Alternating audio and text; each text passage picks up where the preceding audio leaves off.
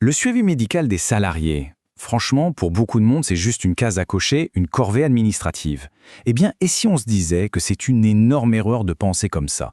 Que cette obligation légale, en fait, c'est l'un des outils les plus puissants qu'on ait pour sécuriser son entreprise, pour anticiper les risques et même pour booster la performance. Allez, on oublie l'idée de la contrainte et on va voir ensemble comment en faire un vrai levier stratégique. Alors voilà notre programme. On va d'abord parler du devoir légal, c'est non négociable, puis on va décortiquer les différentes visites médicales, ensuite on verra le lien stratégique avec la prévention, comment activer les leviers financiers, qui sont les partenaires sur qui s'appuyer, et pas les inspecteurs, et on terminera avec un plan d'action bien concret. Allez, on y va. On attaque avec le premier point, le devoir légal. Et là-dessus, il faut être hyper clair, le suivi médical, ce n'est pas une option. Pas du tout. On parle d'un cadre légal qui est super strict, avec des enjeux financiers et même parfois pénaux, qui sont bien réels pour n'importe quel employeur. Regardons ça d'un peu plus près. Pour commencer, un chiffre. Un chiffre qui fait un peu mal. 1 500 €. C'est le montant moyen des dommages et intérêts pour une seule visite médicale qui était ratée. Imaginez un peu. On multiplie ça par le nombre de salariés concernés, et là, la facture, elle peut monter très, très vite. Et croyez-moi, le risque financier, il ne s'arrête pas là. Alors, il y a un concept juridique qu'il est absolument vital de comprendre. Ça s'appelle l'obligation de résultat. Qu'est-ce que ça veut dire concrètement? Eh bien, ça veut dire que ce n'est pas parce qu'on paye sa cotisation au service de santé que c'est bon, on est tranquille. Non, pas du tout. L'employeur, il doit garantir que la visite a réellement eu lieu. Le fait de juste convoquer le salarié, ça ne suffit pas s'il ne vient pas. La responsabilité, au final, elle pèse entièrement sur l'entreprise. Et là-dessus, la justice est, implacable.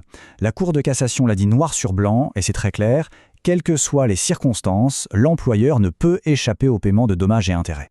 C'est limpide, non?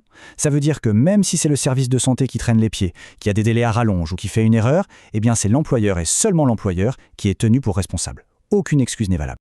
Donc, pour résumer, les risques, ils ne sont pas imaginaires. On parle d'amende, de prison en cas de récidive, et surtout, de dommages et intérêts qui tombent quasi automatiquement. Et attention, le point crucial, le plus important, il est là. Le salarié n'a même pas besoin de prouver qu'il y a eu un problème, un préjudice pour lui. Non. Le simple fait que la visite n'ait pas eu lieu, ça suffit pour que l'entreprise soit condamnée. C'est aussi simple et brutal que ça. Bon, ok, le cadre légal, il est posé. Et on a vu qu'il est strict. Maintenant, la question c'est, de quelle visite on parle concrètement? Parce qu'elles ne se valent pas toutes, loin de là. Elles n'ont pas les mêmes objectifs, et comprendre ces différences, c'est vraiment la clé pour bien piloter tout ça. Alors en gros, il y a 2 grands niveaux de suivi. D'un côté, on a ce qu'on appelle la VIP, la visite d'information et de prévention. C'est un peu le suivi par défaut, celui qui concerne la plupart des salariés, une assistante par exemple. Elle doit se faire dans les 3 mois après l'embauche, et à la fin, on a une simple attestation de suivi. Rien de plus. Mais de l'autre côté, on a le CIR, le suivi individuel renforcé. Et là, attention, c'est beaucoup plus sérieux. Ça concerne les postes à risque, un cariste, un commercial qui passe sa vie sur la route, un technicien qui manipule des produits dangereux. Pour eux, la visite a lieu avant même de commencer le job et elle donne lieu à un avis d'aptitude. Et la différence entre une attestation et un avis, on va le voir, elle est énorme. Maintenant, un autre cas hyper important à maîtriser, le retour d'un salarié après un long arrêt maladie, on parle de plus de 30 jours. Là, il y a une sorte de triptyque, une séquence en 3 temps à bien avoir en tête. D'abord, il y a la visite de pré-reprise, elle est optionnelle, elle se passe pendant l'arrêt et son but c'est d'anticiper, de préparer le retour. Ensuite, étape 2, la visite de reprise, celle-là elle est obligatoire, elle doit avoir lieu dans les 8 jours qui suivent le retour effectif au travail, c'est cette visite qui valide la fin de la suspension du contrat. Et enfin, c'est à l'issue de cette visite de reprise que le couperet peut tomber et que le processus d'inaptitude peut être enclenché si besoin. S'il y a un truc à retenir, c'est ça. L'unique document qui a une vraie valeur juridique, c'est l'avis d'aptitude ou d'inaptitude. La petite attestation de la visite VIP, honnêtement, elle n'engage pas à grand-chose. Par contre, l'avis, lui, il est contraignant. Le médecin du travail peut y noter des obligations d'aménagement de poste. Et là, ce n'est pas une simple suggestion, c'est une obligation pure et simple pour l'employé. Ok, on a vu le côté purement légal, la conformité. Maintenant, on passe à un niveau supérieur, la stratégie. Comment on fait pour transformer cette obligation, qui peut paraître pesante, en un vrai outil de pilotage RH, un levier pour la performance de l'entreprise? Le truc, c'est qu'il ne faut surtout pas voir le suivi médical comme un truc à part, isolé. Non, il doit être directement branché sur l'outil central de la prévention dans l'entreprise, le fameux DURP, le document unique. Concrètement, ça veut dire quoi? Ça veut dire que toutes les recommandations du médecin du travail, la fiche d'entreprise qu'il fournit, tout ça, ça doit servir à alimenter, à mettre à jour ce DURP. Et d'un coup, le suivi médical n'est plus juste une obligation, ça devient un thermomètre, un indicateur clé de l'efficacité de sa politique de prévention. Et dans cette logique proactive, il y a un outil qui est vraiment stratégique, c'est la visite de mi-carrière. Elle est obligatoire aux alentours de 45 ans. C'est l'occasion de faire un vrai bilan. Est-ce que le poste est toujours bien adapté à la santé du salarié? Est-ce qu'il y a un risque d'usure? C'est vraiment un moment en or pour anticiper les problèmes et surtout pour éviter de voir partir des salariés qui ont des années d'expérience. Alors pour gérer tout ça de manière efficace, pas la peine d'imaginer des usines à gaz ou des logiciels hors de prix. Non, un simple tableau de bord comme celui qu'on voit là, ça fait parfaitement l'affaire. C'est vraiment l'outil indispensable. On peut y suivre pour chaque personne, le type de visite, la date de la dernière et le plus important, anticiper les prochaines.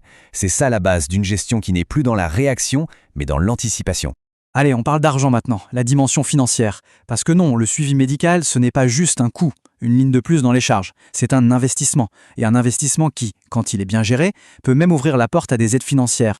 Quand on paye sa cotisation annuelle au service de santé, qui tourne en moyenne autour de 116 € par salarié, on ne paye pas juste pour des visites. Non, ce qu'on achète, en réalité, c'est un accès à toute une équipe d'experts. Un médecin, bien sûr, un infirmier, mais aussi un ergonome, un toxicologue. C'est un peu comme un abonnement à un service complet de prévention disponible pour l'entreprise. Et à l'inverse, ça coûte combien de mal gérer ce suivi? Beaucoup. Beaucoup plus que la simple amende. L'amende, c'est la partie visible de l'iceberg. En dessous, il y a quoi? Un problème de santé mal anticipé? C'est de la désorganisation dans les équipes? C'est du temps de management qui part en fumée? C'est le coût d'un remplacement? Et au bout du compte, c'est la productivité qui chute. Ce sont tous ces coûts cachés qui, au final, plombent vraiment la rentabilité. Et justement, parlons d'un levier financier que beaucoup de gens ignorent. Imaginez, le médecin du travail recommande d'aménager un poste pour un salarié qui est reconnu travailleur handicapé. Eh bien, il ne faut pas forcément tout payer de sa poche. Il existe des aides. L'AGFIP, par exemple, peut financer une partie de ces aménagements. C'est bon à savoir. Et ce n'est pas tout. Dans la même idée, il y a la CARSAT. Elle aussi, elle peut proposer des subventions pour les entreprises qui investissent, par exemple dans du matériel ou des formations, pour prévenir les risques professionnels. On voit bien comment une obligation peut en fait devenir un investissement aidé par des subventions. Ok, point suivant, et il est important. C'est le regard qu'on porte sur toutes les institutions qui s'occupent de la santé au travail. Il faut arrêter de les voir comme des inspecteurs ou des adversaires. En réalité, ce sont des partenaires, des ressources là pour aider à sécuriser l'entreprise. Il faut vraiment voir ces organismes comme son équipe de soutien. Le SPST, le service de santé au travail, c'est son premier allié, son partenaire de terrain. L'ANACT et l'ARACT, ce sont les experts des conditions de travail, de l'ergonomie. L'AGFIP, on vient de le dire, c'est un partenaire financier. Et oui, je vais le répéter, même l'inspection du travail peut jouer un rôle de tiers de confiance pour s'assurer qu'une procédure compliquée est bien menée dans les règles. Bon, on a vu le pourquoi, on a vu le comment. Maintenant, il est temps de passer à l'action. Comment on transforme toutes ces informations en un plan concret qui fonctionne au quotidien? Voilà un plan d'action, tout simple, en 3 étapes. 1. Auditer. On reprend ses fiches de poste et on identifie clairement tous les postes qui présentent des risques spécifiques et qui nécessitent donc un suivi renforcé. 2. Mettre à jour. On s'assure que le DUERP est un document vivant. Il doit être mis à jour régulièrement avec les retours du service médical. Et 3. Piloter. On met en place ce fameux tableau de bord de suivi, tout simple pour anticiper et ne plus jamais être en retard sur une échéance. Finalement, la question à se poser est assez simple. Est-ce que le suivi médical dans l'entreprise est une corvée administrative subie ou est-ce que c'est un levier stratégique de performance que l'on pilote activement? C'est un choix à faire.